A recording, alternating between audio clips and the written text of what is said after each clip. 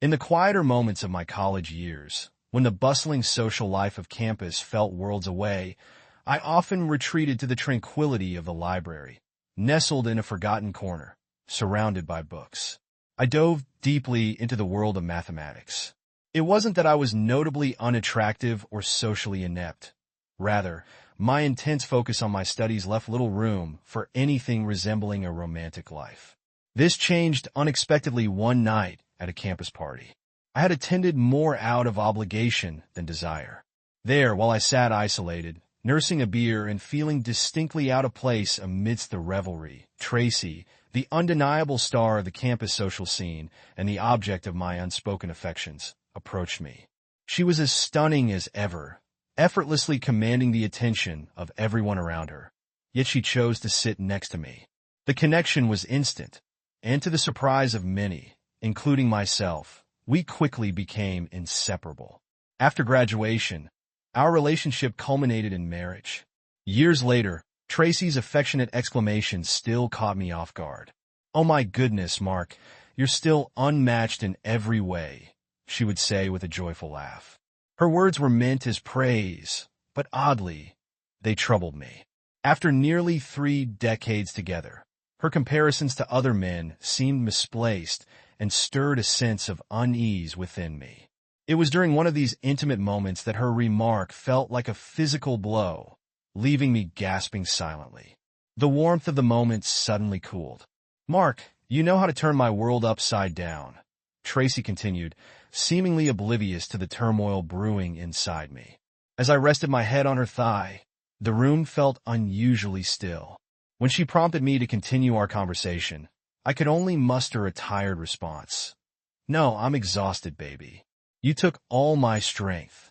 She kissed me gently and soon fell asleep, leaving me to my thoughts. With an above-average IQ that hardly ever rested, I pondered over her comment as I sipped Staley's whiskey. It wasn't common for me to dwell on such things, but her words lingered in my mind. Our relationship had seemingly improved. Our bed life was better than ever since our youngest had left for college. Tracy, at 51, had never looked better, having returned to her college weight of 120 pounds. Her flirtatious nature, a trait I had always admired, now sparked a flicker of concern despite her unwavering confidence, which I had always found charming. I couldn't shake off a feeling of quiet. Earlier incidents added layers to my worries. Tracy, who had always turned heads, had recently dealt with an awkward situation at work involving a new, particularly handsome colleague, Carl. While she maintained a professional demeanor, her acknowledgement of Carl's attractiveness and a peculiar incident involving a comment about a cheesecake from a younger colleague named Rhonda, whom she considered a friend, had unsettled her.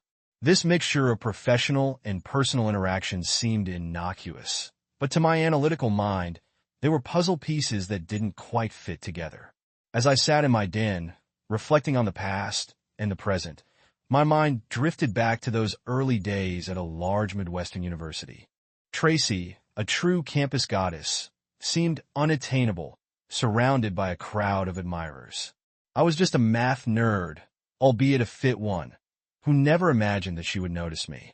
Yet fate had other plans. At a party where I felt invisible, I was stunned when Tracy sat next to me and bluntly inquired about my lack of pursuit of her, or anyone else. Her upfront approach and subsequent realization of my attraction changed everything. We left the party together, and not long after, we were married. I had always known Tracy stood out socially and physically, but I prided myself on keeping her satisfied and happy in our life together. That evening unfolded with a tension thick enough to slice. Tracy was busy at the sink, putting away the dishes with mechanical movements. Her body language, a closed book. I was Fred on the couch, pretending to be engrossed in a TV show, but actually watching her every move from the corner of my eye.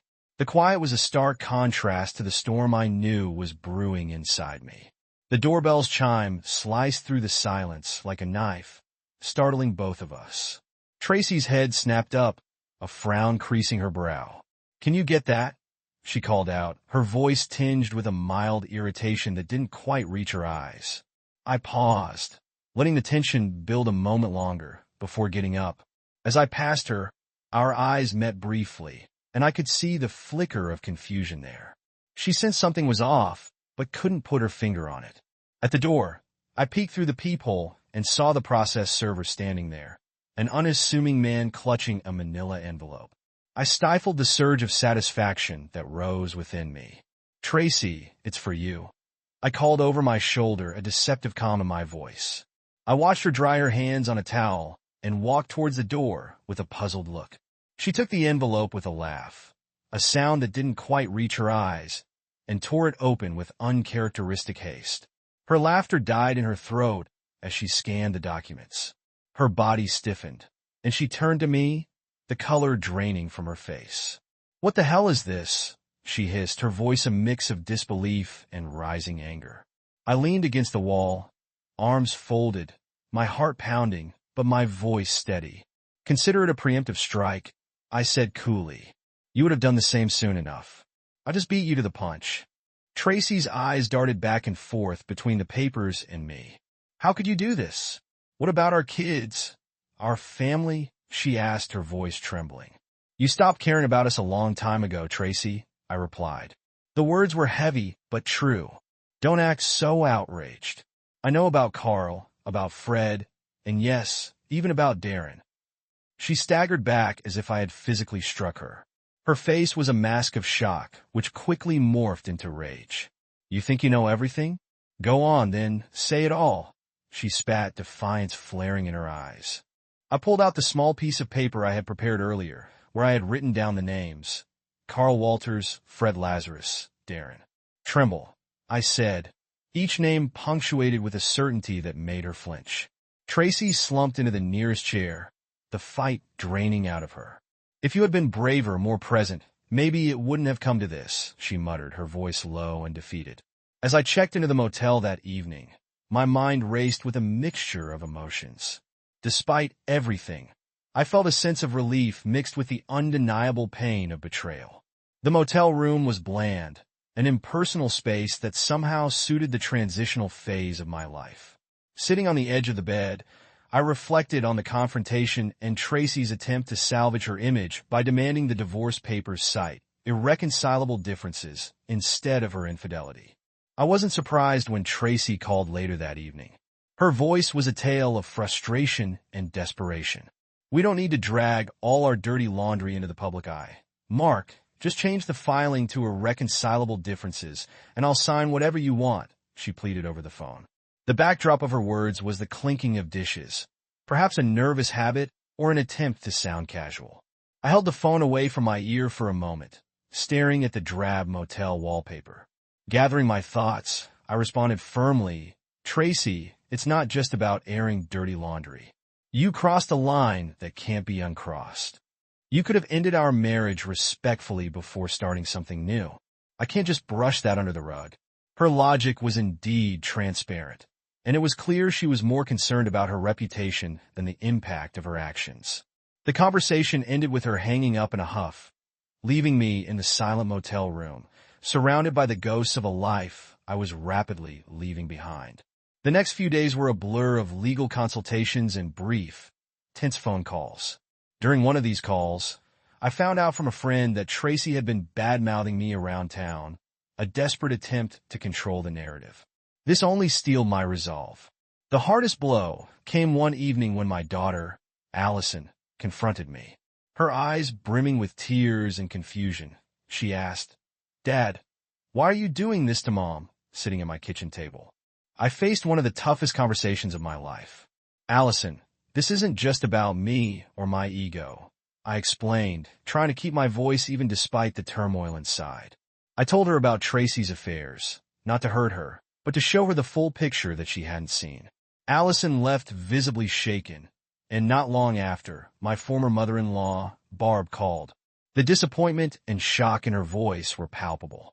"Mark, how could you let this get so messy?" she admonished over the phone. I sighed, feeling the weight of the situation. "Barb, I didn't want it to come to this, but I have proof of everything. It's not just hearsay." I said more to myself than to her. Barb's response was soft, a mixture of sadness and resignation. "I'll talk to her, Mark. This is just a lot."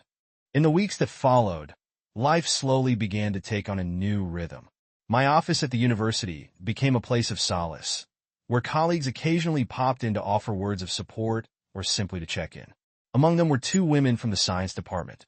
Their visits were a gentle reminder that life goes on, and often support comes from unexpected places. As I was stepping out of my office one day, Colleen, the administrative secretary of the mathematics department, greeted me with an unusually bright smile. "Okay, Colleen, spill it. What's the big news? Did I somehow become a millionaire overnight?" I joked, half expecting some mundane office news. "You seriously have no clue, do you?" Colleen, a strikingly attractive 35-year-old with lush raven hair and vibrant green eyes, teased in a tone that was both mocking and playful. It was the first time I really noticed her beauty, which made me listen more attentively. "It's about your recent weight loss, Mark," she explained, her voice dropping to a more serious note as she gestured towards where a wedding ring used to be. "You've shed 120 pounds, and you've always been a great guy, but your marriage kind of put a do not disturb sign on you. Now that you're almost officially single, it seems you've become the campus heartthrob. Good, available men are hard to find, you know. News about your divorce filing has spread like wildfire." I mumbled, slightly overwhelmed. "And I suppose you're also interested?" She replied with a smirk. "Absolutely. Consider my application submitted." "Dr. Robertson, HM.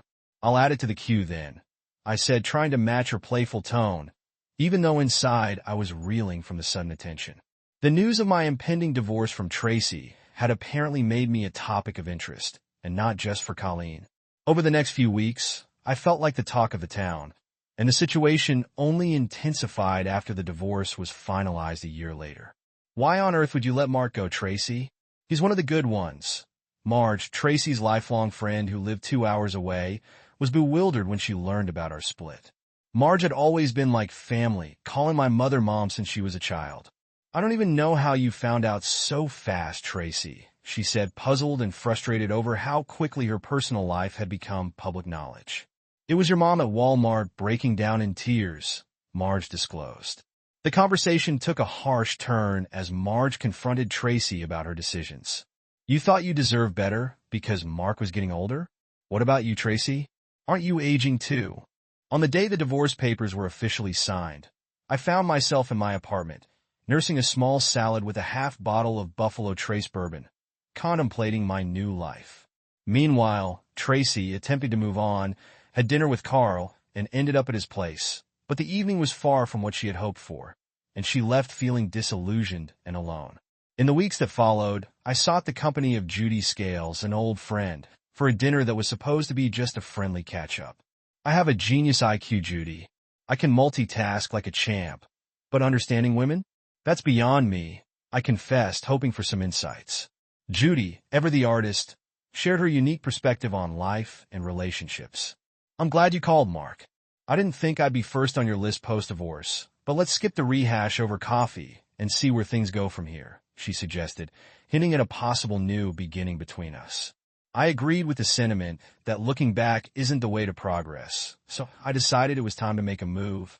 Standing up, I approached Judy with what I aimed to be a decisive kiss. However, she upped the ante considerably by leaning across the table and launching into an unexpectedly intense kiss that nearly took my breath away. Literally, when she finally allowed me to catch my breath, I was left stunned. Up until that moment, I hadn't considered Judy in a romantic light. Yes, she was strikingly beautiful, and I won't deny noticing her attractive figure, but I was a married man. My loyalty was to my wife, who I saw as nothing less than a goddess. Why would my eyes wander when I had such perfection at home? Being out of the dating scene for an extended period clearly showed. My cheeks probably didn't return to their normal color until we finished our dinner. Despite the initial shock, I tried to regain my composure and managed to hold a coherent conversation. We wrapped up our meal with a slice of cheesecake and a coffee each as the evening was drawing to a close. Judy suggested we head back to her place for a real nightcap. Her words hinted at more than just drinks, reminding me that I hadn't been with anyone since my separation from Tracy. The thought of being intimate with Judy was daunting. It had been a while, and I feared I wouldn't perform well, which terrified me. Especially since Judy knew both Tracy and me, the last thing I needed was my small town branding me as a flop in the bedroom, confirming perhaps why Tracy had left.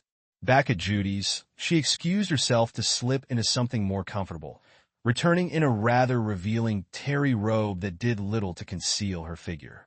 As we sat close on her sofa, drinking coffee and chatting about everything but the elephant in the room, I struggled to keep my composure. Judy's voice snapped me back to reality when I realized I might have been drooling.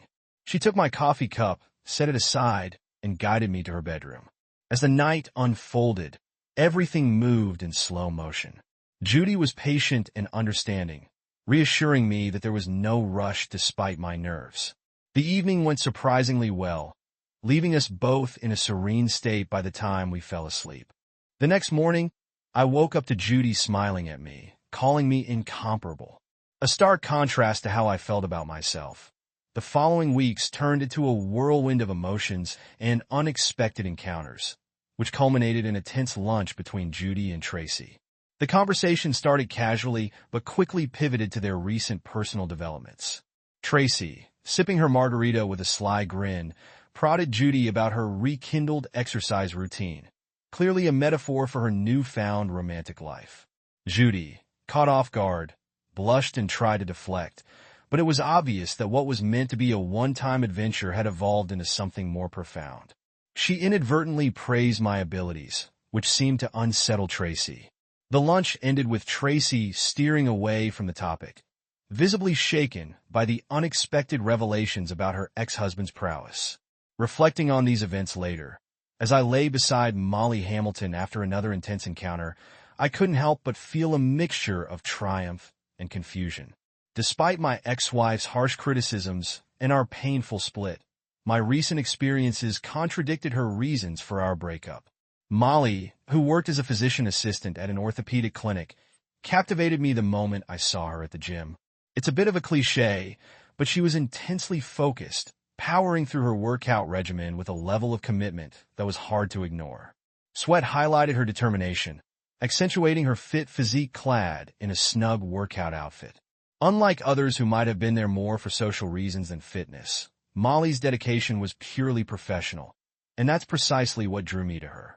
I waited patiently until she completed her routine and walked over to her locker before I made my approach.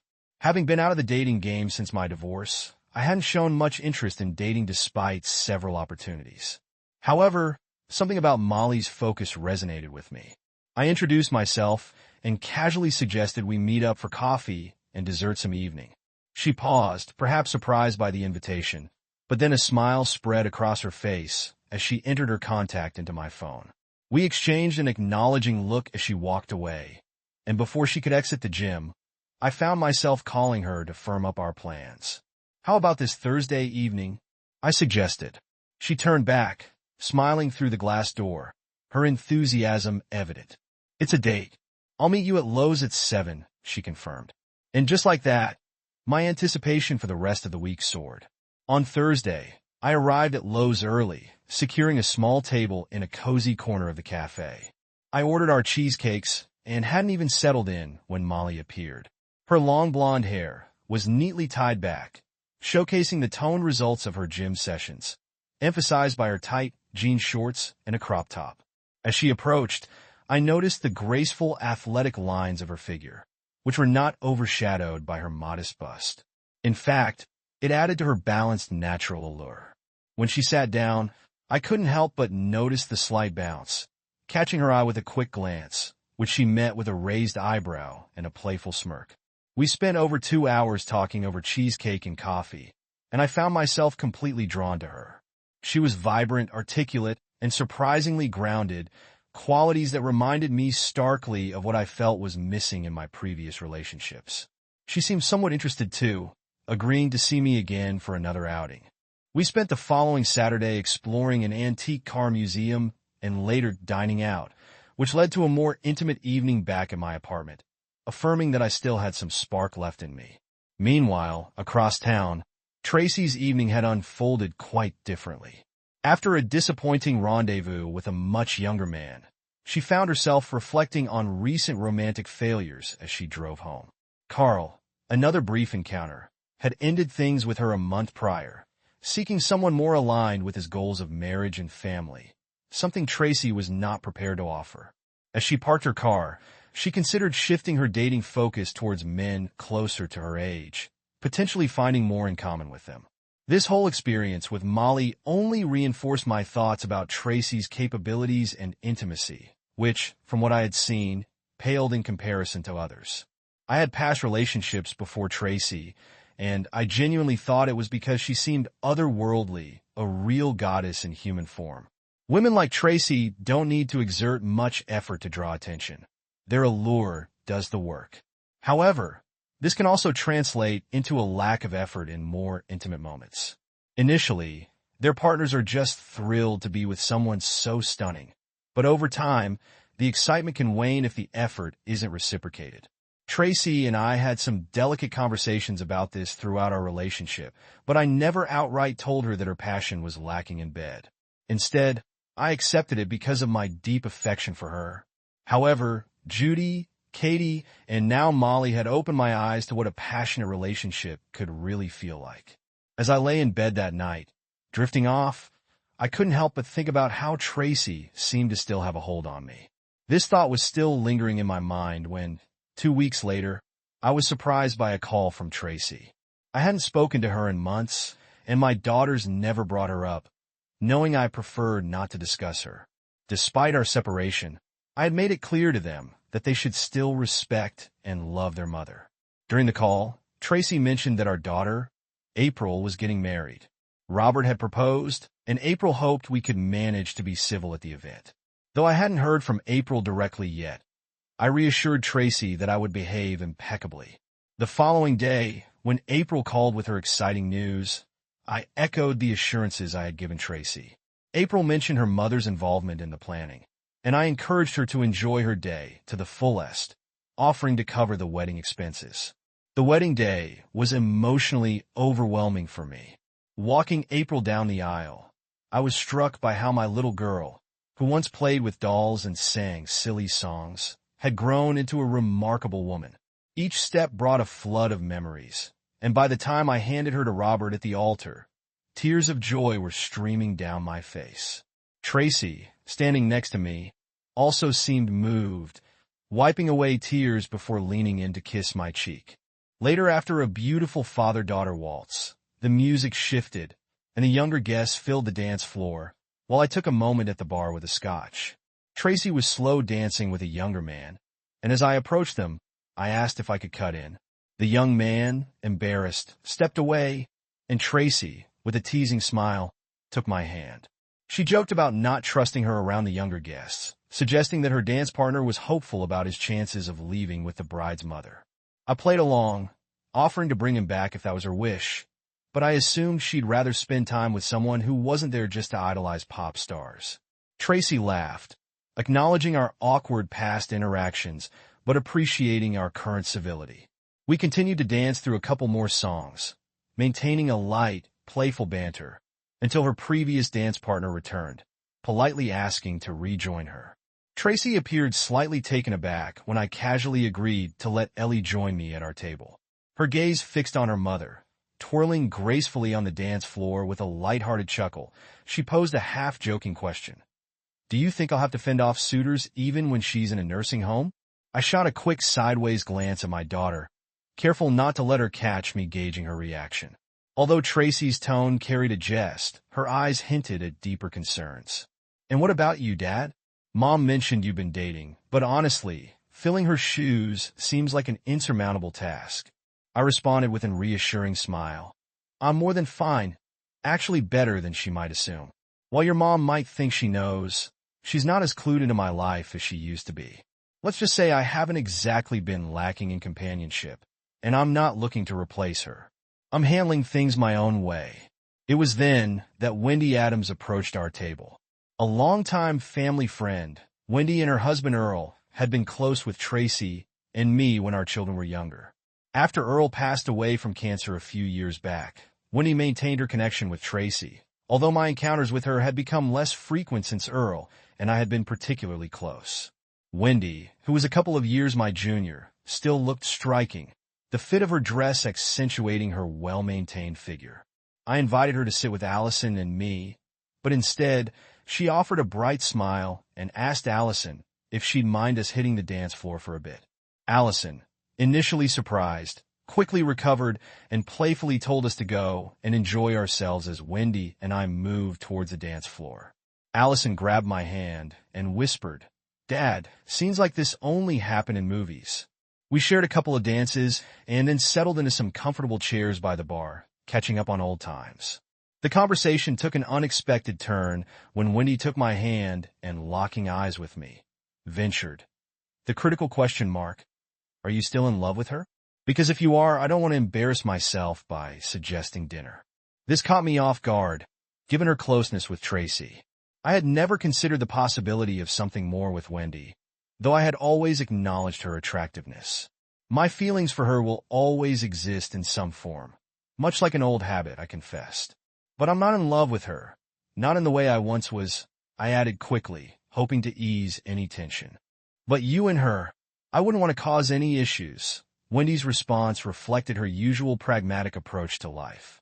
"Mark, I'm not a girl anymore, and I've been on my own for 8 years.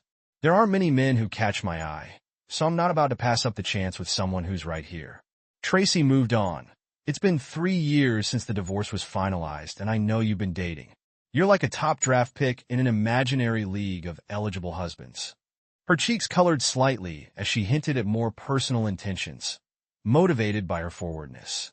I handed her my phone to input her number. Just then, April and Robert emerged looking for me. They recognized Wendy and engaged in a brief conversation with her before she reminded me of my duties as father of the bride. I reassured her with a quick kiss, whispering, "To be continued," as she blushed delighted. The remainder of the wedding passed in a whirl, with Tracy unusually attentive, likely spurred by whispers of my interactions with Wendy. Despite the passage of time since our separation, her reaction seemed tinged with jealousy, a fact that I found unexpectedly flattering. When the night wound down, Tracy and I found ourselves alone in the hotel lobby. She needed a ride home, and under the pretense of buying me a drink at the hotel bar, we ended up sharing a more amicable moment than we had in years. At the bar, I ordered for both of us, remembering her preference for bourbon on the rocks, to which she remarked appreciatively, "It's nice that you still remember, Mark." I responded to Tracy's hesitant question with a light-hearted smirk. "You're still the only woman I know who can appreciate a good whiskey the right way." Her query about Wendy then slipped out unexpectedly, her hand flying to her cheek in embarrassment as she quickly realized how it sounded. "I regret that. I didn't mean for it to come out that way," she stammered, her voice filled with remorse. "I meant, are you planning to date her? It seems like you've been with quite a few stunning women over the years. I doubt you even missed me. Were you trying to make me jealous by dating around?" I set my glass down, fixing my gaze directly into her bright blue eyes, which seemed to glow with a mix of emotions. The brief silence stretched between us as I carefully considered my words. "That's an interesting theory, Tracy, but as I recall, you were the one exploring new horizons while we were still married. To this day, you haven't really explained why you treated our marriage with such disregard when I was perfectly content growing old alongside you. Are we really still discussing this?" Her interruption was swift, and the shock on my face must have been evident. Okay. I admit it was a dreadful mistake, a truly foolish error." Tracy sighed heavily. The weight of her confession seemed to press down on her. "I was terrified of aging, so I got caught up in affairs with a younger man, trying to prove to myself that I was still desirable. But honestly, it wasn't about the act itself. It was the thrill of new attention, a young man's desire. I foolishly compared them to you, and at the time, they seemed to offer something you didn't because you were the sweet, innocent guy, and I was out having my fun. I thought you were oblivious, just a naive good guy, but I was wrong.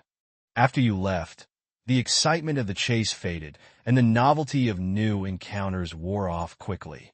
It was still a boost to my ego to have younger men interested in me, but emotionally, it was empty. Damn it, Mark. I'd trade all that for a genuine hug after a meaningful connection. Have you considered dating someone your own age? Someone who understands life's complexities, even if they can't match the vigor of those young guys. Tracy's words lingered in the air as she added, "No matter how fit I look, I'm not 22 anymore either, Mark. That's what I'm trying to do now, find real companionship." Her voice grew firmer with resolve. "We had 30 good years, Mark. Can you forgive my lapse in judgment and consider starting over?" Her eyes brimmed with tears, large and unshed. Before all this turmoil, I would have enveloped her in my arms, trying to shield her from the world's harshness. Even now, a part of me yearned to comfort her, to restore what we had lost. Yet reality was not so forgiving. 3 years ago, this might have felt like a victory, Tracy. Now, it feels more like a desperate plea for forgiveness. "I'm sorry, but let's be honest, we had about 29 good years, and this last one certainly wasn't one of them. This is real life, and in real life, not all stories get a second chance. Let's just get you home safely." The drive was quiet, each of us lost in our thoughts after Tracy's departure. I waited a week before calling Wendy. We decided to meet for dinner at a quaint seafood restaurant a few towns over. Wendy wore a form-fitting dress that subtly commanded attention. Though unlike Tracy, she didn't seem to notice or care about the admiring glances from other diners. Her focus was entirely on me, making our dinner conversation deeply engaging. Afterward, we returned to her place for drinks. Wendy poured us each a glass of cognac, which we sipped slowly. The rich aroma enhanced the intimate atmosphere. The night concluded with her taking my hand and leading me upstairs to a guest bedroom seldom used. I had always known Wendy was hesitant about bringing anyone into the intimacy of her and Earl's shared space, especially after Earl had passed. There was an unspoken understanding between us. I needed to approach her with the utmost care and tenderness. Our closeness began with nothing more than gentle kisses, the kind that speak more of care than desire. As she helped me out of my clothes, I focused on the softness of her shoulders and the warmth of her skin, moving slowly, respecting the gravity of the moment. Wendy, despite the years, had a vibrancy about her, a resilience in her spirit that seemed to echo in her every move. Her body still held the strength and beauty of her youth, and as our evening unfolded, her initial reserve gave way to a passion I hadn't anticipated. It was profound, sharing this connection, and as we lay there afterward, her breath easing into the deep, steady rhythm of sleep, I watched her. She seemed so peaceful, so serene, that I couldn't help but feel a rush of emotion I hadn't felt, disconnected this close to someone since my divorce 3 years ago. My life since then had been a series of encounters, a rediscovery of my desires and connections with women from all walks of life. Yet, lying there with Wendy, I felt something shift. It was more than physical satisfaction. It was an emotional tether pulling at me, making me wonder about the depths of her feelings. The morning brought a sense of nostalgia, almost like those lazy Sunday mornings from years ago. Except there was no family chaos, just the quiet companionship of Wendy. She wore my shirt, the sleeves rolled up, a casual, yet intimate attire that made her look incredibly endearing. The scent of bacon sizzled in the background, and the aroma of freshly brewed coffee filled the air. "Hope you don't mind, I borrowed this," she said, a playful smile dancing on her lips. It was endearing how she wanted to keep a piece of me with her, even in such a small way. As we drew close in the kitchen, the warmth and familiarity of the previous night lingered between us. It was a comforting reminder of our newfound closeness. We didn't just talk about individual plans, but our plans together. And in that simple shared planning, an impulsive yet heartfelt idea struck me. "Let's get married today," I blurted out. The words felt right, fitting perfectly into the moment. Her response was quick, a testament to our spontaneous connection. "I trust your judgment." Everything seemed to align effortlessly. I reached out to the local justice of the peace, and by sheer luck, he was available that afternoon.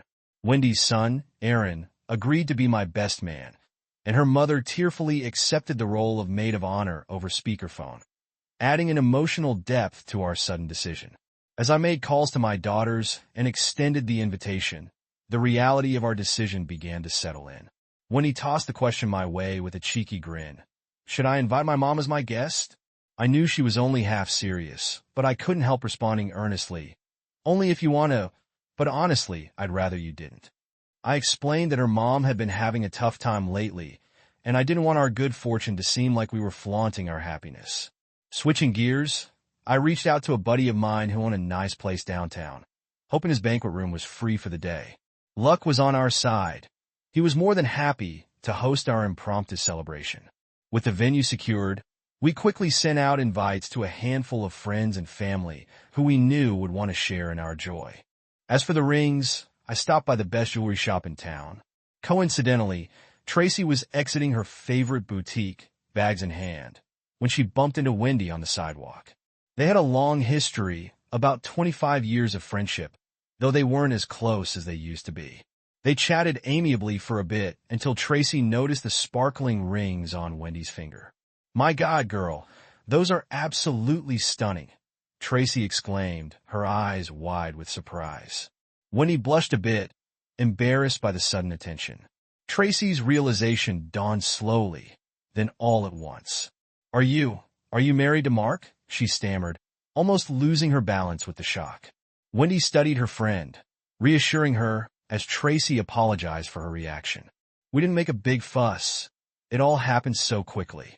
It's just everything felt so right, Wendy continued, trying to explain the whirlwind of their decision. Realizing how that might sound, she quickly covered her mouth, but Tracy waved it off, understanding the sentiment. Reflecting on her own experiences, Tracy mentioned her therapist's words, lamenting the scarcity of good single men and her own missteps in love. Real life really sucks sometimes, she sighed, a hint of regret in her voice. Years later, Wendy and I stood on the back porch of the home we had bought shortly after getting married. It was a cozy place with plenty of room for when the kids and grandkids visited. We were grandparents 6 times over, and life had settled into a comfortable rhythm. Wendy handed me a whiskey, and as I kissed her, I marveled at how youthful she looked. Her care for herself was evident, despite the streaks of gray in her hair.